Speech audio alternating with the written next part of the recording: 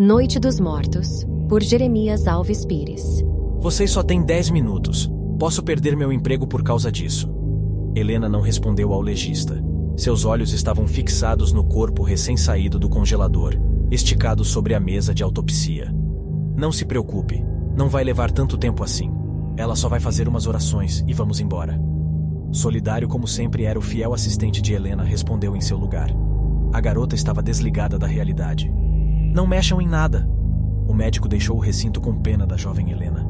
A alma da garota estava morta, assassinada pela tristeza. Era possível ver isso em seus olhos. Aquele que um dia a salvou de uma vida vazia e medíocre já não mais existia. Helena se sentia presa a um pesadelo dos mais malditos que se pode ter. Dias atrás tudo era diferente. Ricardo estava cheio de vida. A cidadezinha de Nova Esperança o recebeu com honras de herói. O garoto pobre que corria descalço era agora um explorador famoso e muito rico. Naquela semana, uma exposição com artefatos encontrados em suas aventuras pelo mundo seria feita gratuitamente. Uma taça de ouro, ornada com uma esmeralda vermelha, era a peça favorita de Ricardo, que passava horas contemplando. A taça havia sido encontrada nos destroços do incêndio de um monastério em Portugal, que não deixou sobrevivente. Por acreditar que a taça tinha sido feita por um demônio, os monges a mantiveram escondida durante séculos. Diziam as lendas que ela era capaz de ressuscitar os mortos. A taça foi parar no mercado negro e custou uma pequena fortuna a Ricardo, que jamais acreditou em lendas. Vivia preso ao mundo das coisas que podem ser facilmente explicadas por essa ou por aquela outra teoria. Isso o fez fazer um brinde a AOS antigos, usando a taça dos Senhores das Trevas, diante de uma plateia hipnotizada pela beleza do item favorito, uma coleção exótica e milionária. Estavam presentes o prefeito, jornalistas, convidados e curiosos, todos reunidos na praça principal da cidade. Foi uma correria. Assim que bebeu da taça, Ricardo caiu, vagarosamente como quem cai em um sono profundo, um sono do qual ele não mais voltaria. Esse momento ficou congelado na mente de Helena. Nos dias que vieram depois, ela revia essa cena sem pausas, sem misericórdia. As causas da morte de Ricardo não puderam ser determinadas. A taça desapareceu em meio à confusão. Todos acharam que ela tinha sido roubada. Porém, ao anoitecer, ela reapareceu no quarto de uma Helena cuja dor havia roubado toda a sanidade. Helena, nós não podemos demorar. Faça logo o que você tem que fazer. Carinhosamente, Carlos tocou o braço de Helena, trazendo-a de volta ao necrotério e ao corpo frio de seu amado.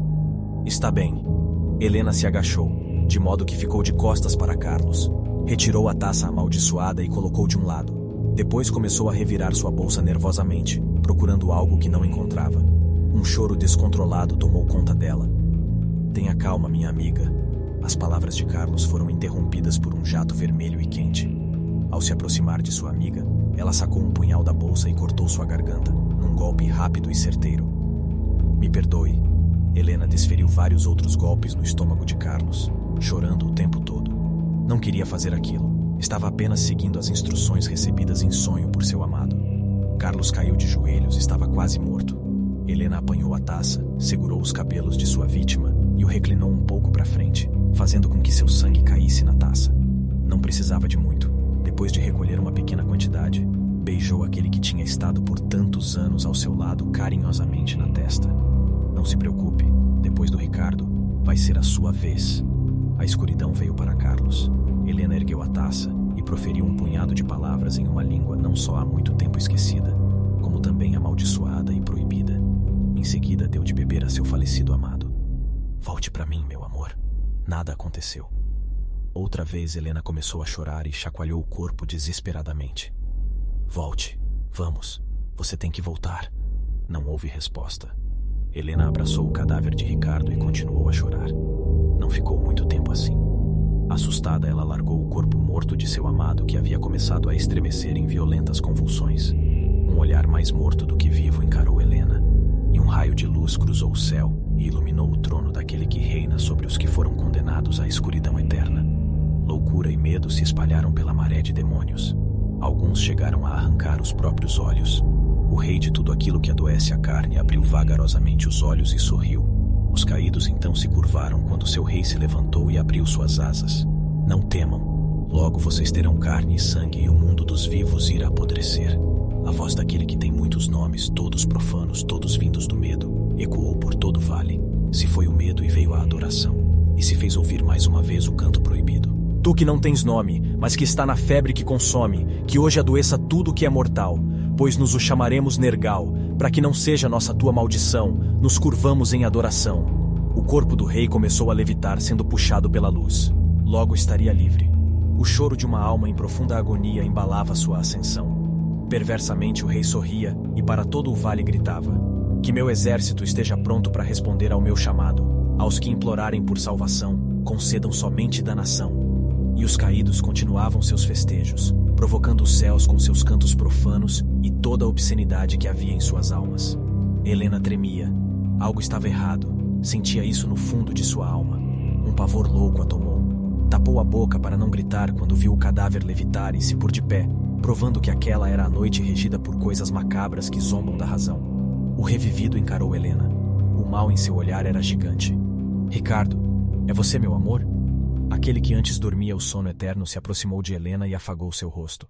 Sorriu para ela e todo seu medo se foi. Nunca mais.